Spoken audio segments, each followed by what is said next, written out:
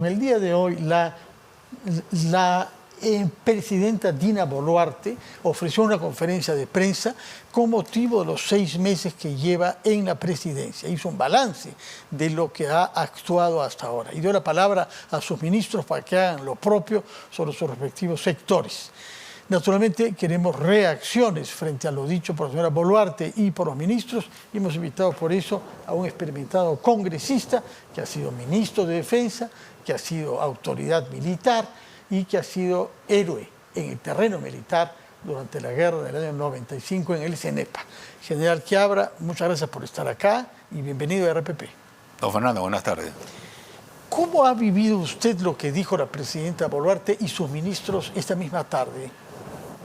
Si usted me pregunta por lo bueno que ha dicho, prácticamente lo bueno es la rendición de cuentas.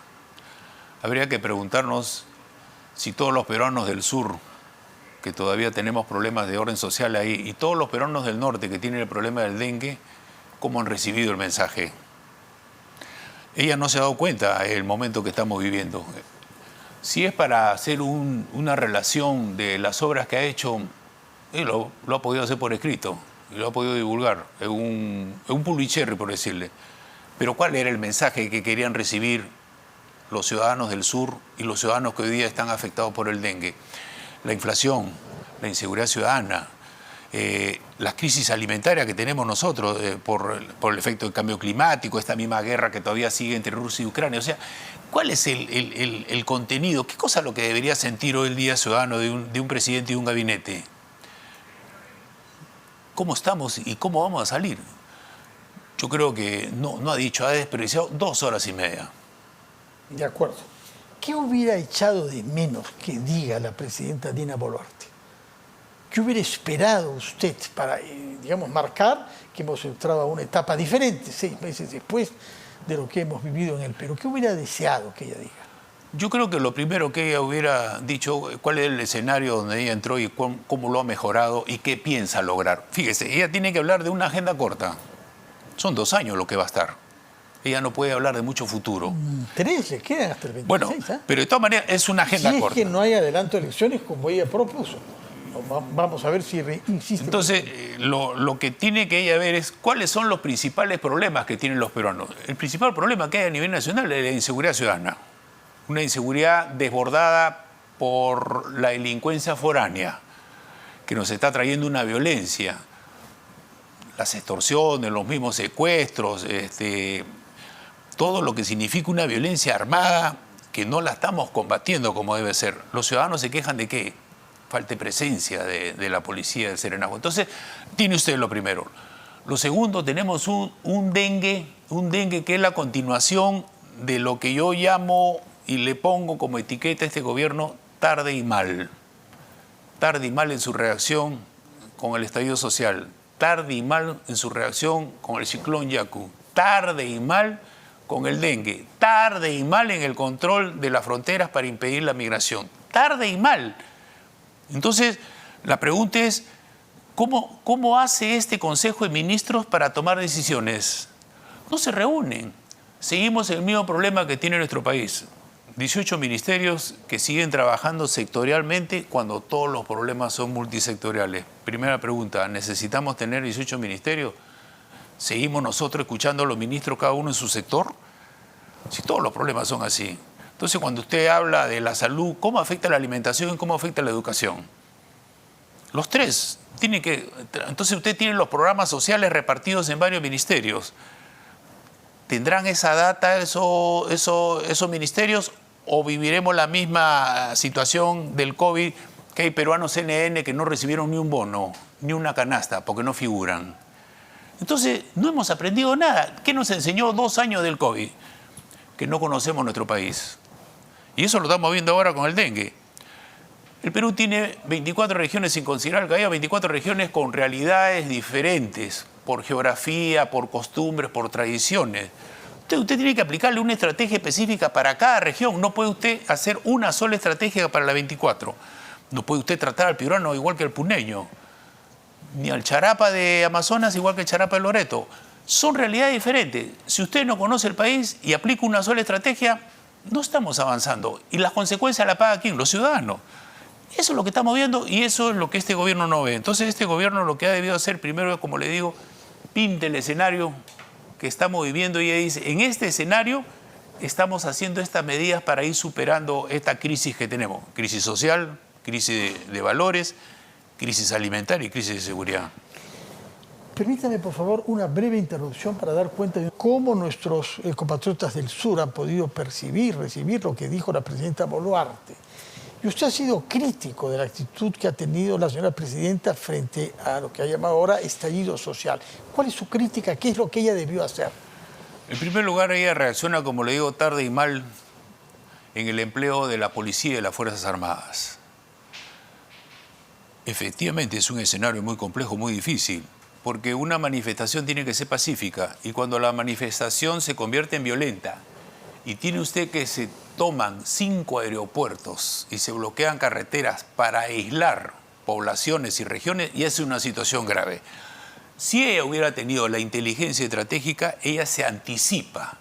Y una cosa es ordenar que las Fuerzas Armadas le den protección a los aeropuertos, por decir en este caso, y otra cosa que diga, vayan y saquen a los que están dentro del aeropuerto, que es una tarea policial. Las Fuerzas Armadas no pueden tener contacto con la población. Ningún país de la región del mundo lo hace. Las Fuerzas Armadas son para que den protección al aeropuerto. Que alguien quiera entrar al aeropuerto para hacerle sabotaje, esa responsabilidad la asume el que quiere entrar. Pero no es lo mismo que estén en el aeropuerto, que le den protección al aeropuerto, y otra cosa que estén los manifestantes dentro del aeropuerto en una actitud violenta y que usted envía a las Fuerzas Armadas. ¿Y con qué las envía? Con fusiles. Entonces, ¿quién tiene la culpa hoy en día? Que los soldados, los oficiales. La orden política estuvo mal dada, tarde y mal. Entonces, estamos en una democracia, y en una democracia, cuando la situación es crítica, como la que hemos vivido, se convoca al Consejo Nacional de Defensa. Presidente, primer ministro, canciller, ministro de Defensa e Interior, y el jefe del Comando Conjunto, de forma democrática, expone el cumplimiento de la orden política. Si la orden política es tan simple, recupere usted el orden interno, nada más, y no me diga nada más, y si sale bien, yo soy el protagonista, y si sale mal, ustedes son los responsables. Eso es lo que estamos viendo. Ahí les pone el jefe de comando lo que va a hacer, y la presidenta, ¿qué cosa le dice? Sucedida directrices. Esto sí, esto no, esto ¿por qué lo va a hacer? Ella tiene que saber, un presidente tiene que saber lo que hace su Fuerza Armada. Entonces, ¿qué estamos diciendo? ¿Que son deliberantes las Fuerzas Armadas? Es decir, si el jefe del Comando Conjunto le dice, ¿sabe qué, presidente? Yo no voy a recuperar los aeropuertos, no salgo. Ah, como yo no soy militar y no conozco las cuestiones militares, no salió, pues. Entonces, yo creo que estamos en democracia. Y en democracia, las Fuerzas Armadas no salen porque ellas quieren. Salen porque hay una orden. Y sale porque tienen que cumplir un objetivo político. Jefe supremo de las Fuerzas Armadas no es un título honorífico. No es solamente para ponerse la banda en las ceremonias. Es para asumir responsabilidades. En la Constitución del 33, el presidente tenía que dejar el cargo momentáneamente y asumía las funciones de jefe supremo de las Fuerzas Armadas como comandante en jefe con los reglamentos militares. Si aplicáramos eso nosotros ahora, estaríamos diciendo que ella asume. Un presidente de la República es jefe de Estado, jefe de gobierno y jefe supremo de las Fuerzas Armadas. Ahora que estamos viendo este tema de que ella quiere abandonar el país y no se sabe a quién dejar, dicen, ella es jefe de gobierno y jefe de Estado. No, también es jefe supremo de las Fuerzas Armadas. O sea que si el que se queda y tiene que ordenar a las Fuerzas Armadas, no lo ven. O sea, estamos siguiendo con el mismo problema. Miramos el país con un solo ojo. Y el otro ojo, el de la seguridad, el de la defensa, se la dejamos a los militares. ¿Qué cosa hacía con el sur hoy día? No lo están mirando. Lo único que ha hecho es decretar el estado de emergencia y lo ha renovado. ¿Esa es la solución? Entonces, cuando dice, ya estamos en un clima de paz. Si estamos en un clima de paz, ¿por qué está decretado el estado de emergencia en el sur? Sí, pues. Los estados de emergencia se decretan cuando hay alteración del orden interno o alteración de la paz. Tienen que ser temporales y tiene que ser por una medida atrás. Pero si usted no tiene ningún problema, como ella dice, ¿para qué lo tiene declarado? Claro que sí. ¿Qué hubiera debido hacer una vez producidos los hechos que han dado muerte a varios compatriotas? Su responsabilidad política, acá hay 3 responsabilidades: política, funcional y penal. La responsabilidad política del presidente era cesar en el cargo al ministro de Defensa y al ministro de Interior, porque los ministros son los responsables, asumen la responsabilidad política del presidente. Ella hubiera cesado en el cargo a los 2 ministros porque es un momento donde ellos han fracasado, porque ella dice, yo no tengo relación directa con los militares, yo me relaciono con ellos a través de los ministros. Con esos resultados, ¿qué hace ella? No cese en el cargo, bueno, sacó pero lo premia. A un primer ministro. Pero al otro lo premió. Y a un ministro del Interior, ¿no? Al ministro del Interior lo sacó. Sí. Y al otro lo premió y lo puso el primer ministro. Entonces, ¿qué sucede?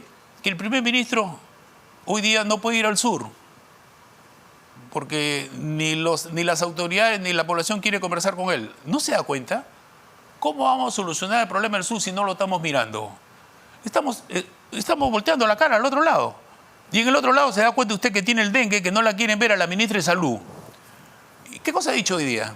La respalda a la ministra y dice, bueno, el Congreso tiene toda la facultad de interpelarla y censurarla. No, está cometiendo el mismo error de Castillo. Si usted nombra a un ministro, en este caso de Salud, que el ministro en el momento que yo lo necesito no me rinde, lo cambio. No le está rindiendo a la ministra de Salud. Y no lo digo yo, lo dicen los especialistas, lo dicen todos. Entonces, esas son las decisiones que ella no tiene y esa es la responsabilidad política que ella no quiere asumir. ¿Por qué no quiere cesar al ministro? Ella está conforme ella está conforme. O sea, si ella está conforme, significa que no escucha a la población. Entonces, cuando uno dice la autoridad no escucha a la población le está diciendo, no la quiero ver a esta ministra porque no está haciendo bien las cosas. Ya que el Congreso la censure. Sí, pues parece que hacia eso vamos, ¿no? Eso es lo que ha dicho. ¿Usted votaría la censura de la ministra de Salud? Están corriendo una moción de interpelación y una moción de censura. Sí. Se presentó la ministra ante la Comisión de Salud y no dijo nada, porque ella habla como política. Hoy día la escuché yo y sí. Ella, la culpa la tienen los anteriores, la culpa la tienen ahora todos. Ella no. Entonces está corriendo una moción de censura. Si hay las firmas, hay que censurarla. De acuerdo. Por otra parte, usted mismo está preparando un proyecto de ley sobre el uso de la fuerza. ¿Por qué hace falta otro proyecto de ley sobre el tema? ¿Sabe qué? Si no sacamos experiencia de lo que nos está sucediendo, vamos a repetir los mismos errores. Este decreto ley legislativo 1095, empleo de la fuerza por las Fuerzas Armadas cuando salen al interior del territorio, se ha desnaturalizado. Hoy día el Perú está en estado de emergencia. El año pasado hemos estado casi callado todo el año en estado de emergencia por seguridad ciudadana con las Fuerzas Armadas afuera. Bajo Pedro Castillo, o sea, sí. El problema no es que se hagan las Fuerzas Armadas únicamente, el problema es que le está recortando los derechos a la persona.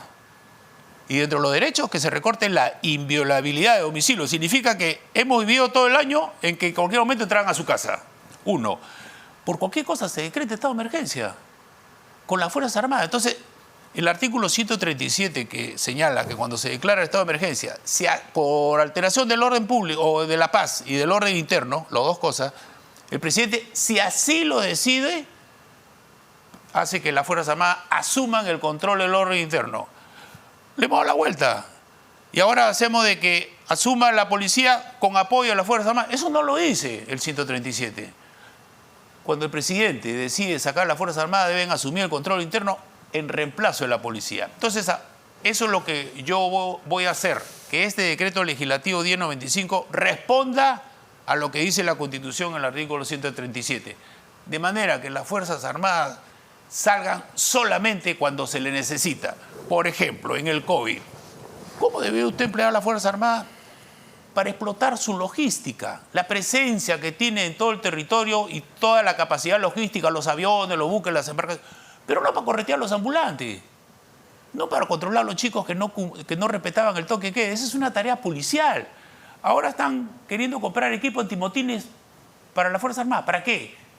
Para tener contacto con la población. Es una tarea policial. Entonces, estamos debilitando a las dos instituciones, a la policía porque la estamos haciendo compartir sus misiones constitucionales con las Fuerzas Armadas en vez de fortalecerla. O sea, no la fortalecemos porque ya está compartida. Y a las Fuerzas Armadas porque la estamos haciendo cumplir funciones para las cuales no están entrenadas ni equipadas y estamos atentando contra sus derechos humanos. Hoy todos los oficiales y personal que ha participado en las diferentes manifestaciones entre diciembre y febrero no solamente han perdido su carrera, ya le malograron la vida. ¿Qué hemos aprendido de los 20 años de subversión?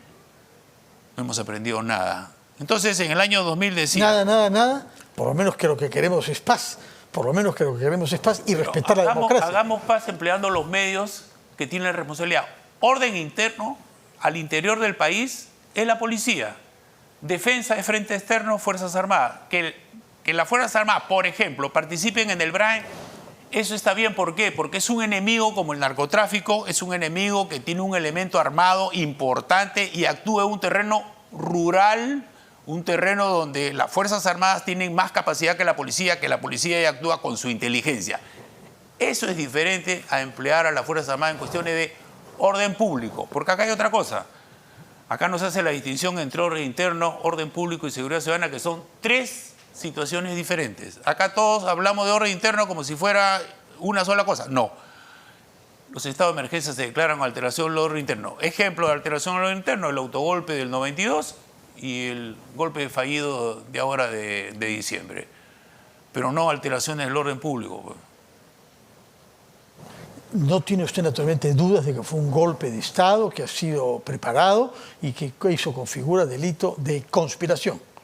Por supuesto. Sobre la base, sobre todo, de ese decreto que se ha hallado. Lo que yo estaba convencido es que las Fuerzas Armadas nunca lo iban a apoyar. Yo he conversado con los integrantes del alto mando de las Fuerzas Armadas y ellos ya sabían, nuestra posición es constitucional. Ni para uno ni para otro. O sea, ni para el Congreso ni para el Ejecutivo. Y eso es algo que demuestra, ¿sabe qué? La madurez de las Fuerzas Armadas. Pero usted habla con los jefes, con los que eran jefes en actividad. Los que deciden. Pero habían otros retirados que se anduvieron en torno a Pedro Castillo. ¿Eh? Los retirados no tienen injerencia. En las Fuerzas Armadas lo que tienen la autoridad son los que están en ejercicio. Los que pasamos al retiro podemos tener nosotros un acercamiento. Ser ministro de Defensa. Acercamiento. Ha habido hasta un almirante que ha sido ministro de Defensa. Reflexionar, pero tener una influencia decisiva en la toma de decisión de lo que están ahora en el ejercicio, no. Y eso es algo que a nosotros, que estamos en el retiro, nos llena de satisfacción.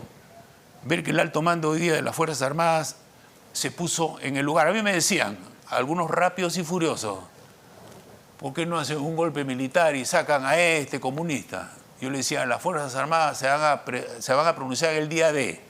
¿Y cuándo es el día D? Ahí se presentó el día D y ahí se pronunciaron. De acuerdo. Regresando al tema del uso de la fuerza, cuando las protestas y las manifestaciones, lo que llama usted el estallido social, algunos llaman a eso una guerra declarada contra el Perú por el narcochavismo. ¿No comparte ese concepto usted? Es un estallido social similar a lo que sucedió a fines del 2019 en Colombia, Ecuador y Chile.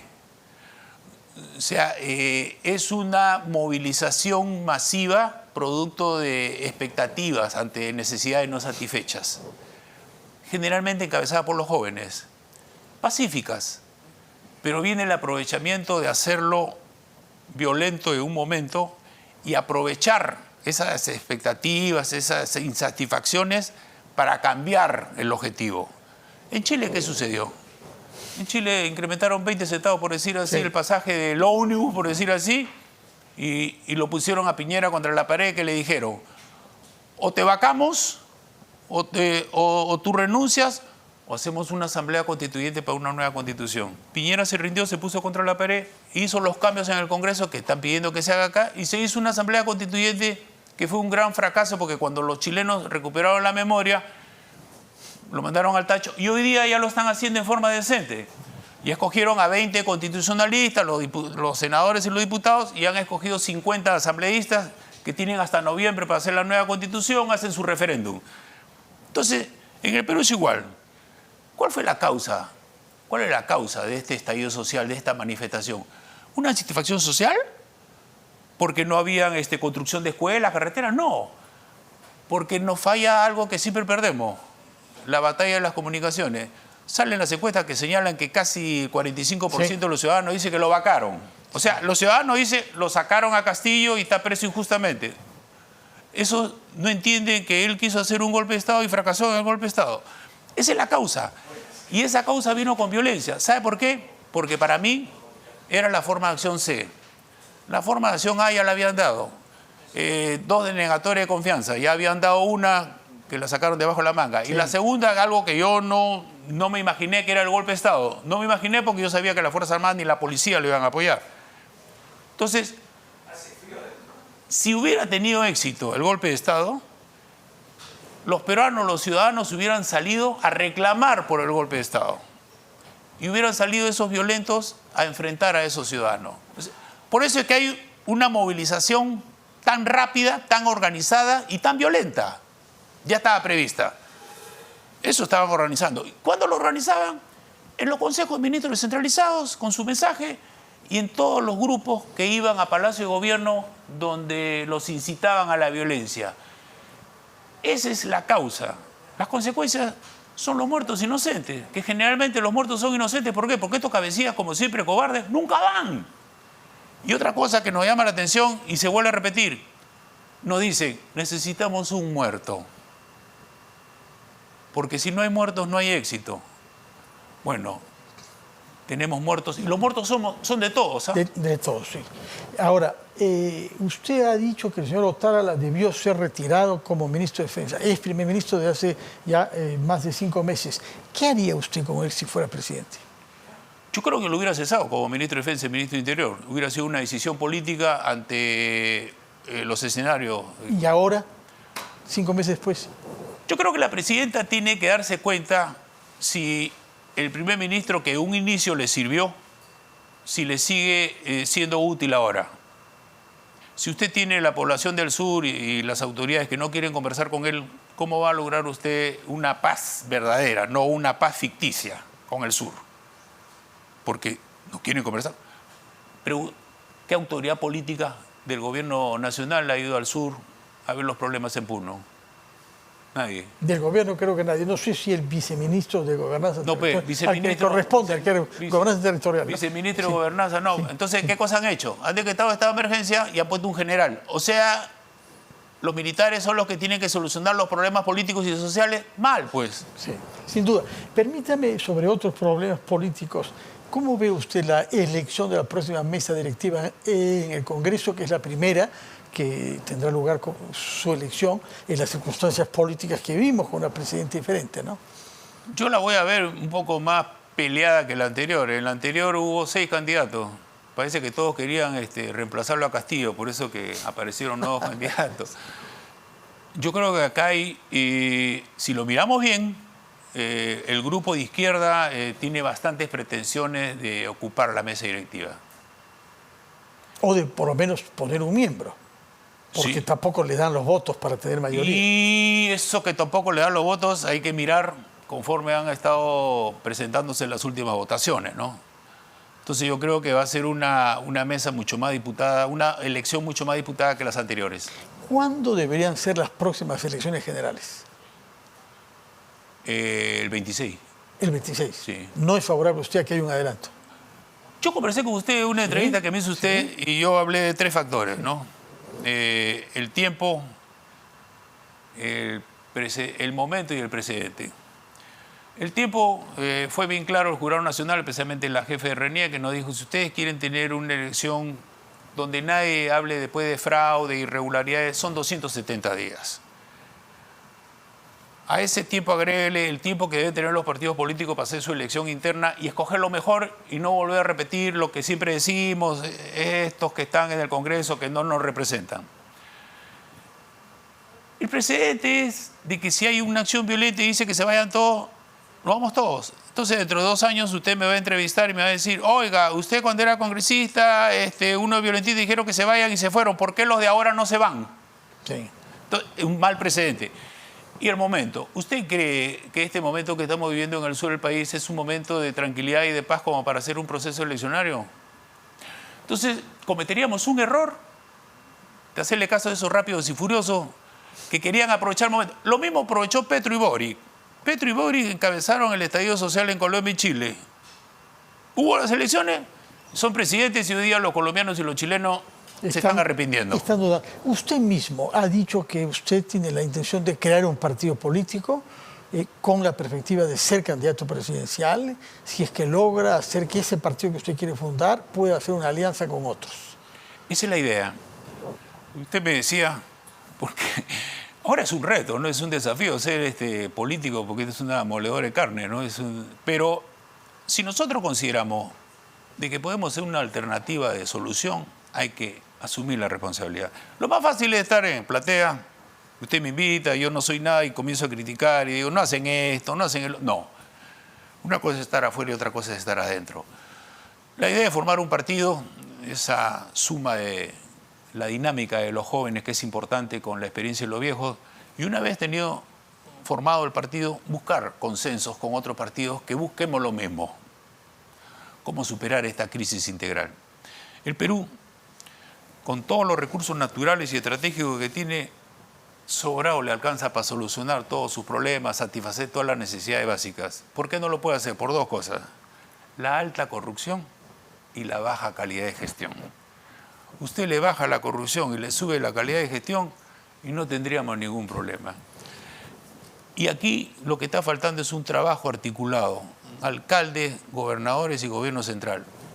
Yo conversé con un gobernador cuando hice mi semana de visita y le digo al gobernador recién elegido, ¿qué vas a hacer en estos 5 años? No sabía. No sabía. ¿Y tus alcaldes qué van a hacer y están metidos dentro de lo que tú vas a hacer? Tampoco. Entonces, ¿cómo juntamos los recursos y cómo juntamos los esfuerzos? De acuerdo, tomamos nota entonces de dos cosas importantes. Una, que usted cree que los problemas básicos del desarrollo de nuestro país tienen que ver con la alta corrupción y con la baja calidad de la gestión. Y número dos, que usted está en el intento de crear un partido político en la perspectiva de ofrecer al país una candidatura presidencial respaldada por una alianza de partidos democráticos de centro, debo interpretar. De centro. De centro. Señor Roberto Quiabra, congresista y ex general del Ejército, muchas gracias por estar acá. Que tenga usted muy buenas noches y regresará cuando el partido haya podido recibir su inscripción. Y nos dirá cuál es el programa con el que se presentaría eventualmente a las próximas elecciones que usted prevé para el año 26.